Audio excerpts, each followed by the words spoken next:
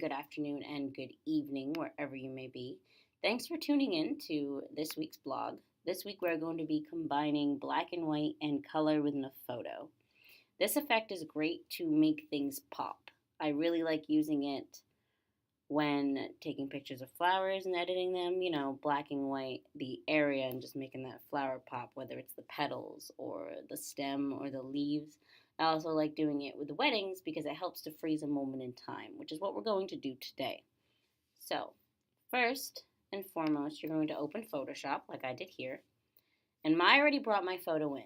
But if you're looking to bring in the photo, you just hit open. Go to your photos, whatever ones you're using here. I'm using from my aunt's wedding this past June. And choose your photo. And then just hit open here and it'll pop up in Photoshop like so. Now, the first thing you do when you want to turn this photo black and white, obviously, in order to get the effect, is you go to your adjustments panel.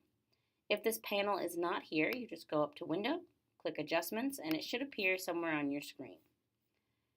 Next, you're going to click on this icon here that says black and white.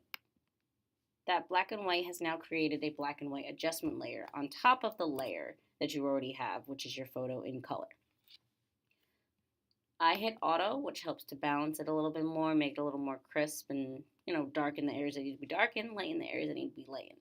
You can also choose your tints and your colors, how much of what you want, manually over here with these arrows. But we're not going to do that because I'm very happy where it's at right now. I'm going to exit out of my properties. Next, I'm going to go over to my brush tool, which is already selected. If not, select it. Up here, you can choose the size of your brush and the hardness. 50% is usually pretty good to leave it at. Again, it's all about your personal preference and what you're trying to do. And the size of your brush just really depends on the area in which you're working within your photo. I'm just going to leave it at 57 here. After you've done that, you see these arrows here where it says switch foreground and background color. You want to click those. Because I did this before, they were already where they were supposed to be. Normally they start out white on top of black. You want it to be black on top of white. That helps the color come through. So then, once this is all set and you have the size of your brush, the hardness, and this layer here, right here, is selected, you click and you hold. And you brush over the area that you're looking to bring color to. I recommend doing this with an external mouse. I am using the mouse pad on my computer, which kind of makes it a little bit slower of a process.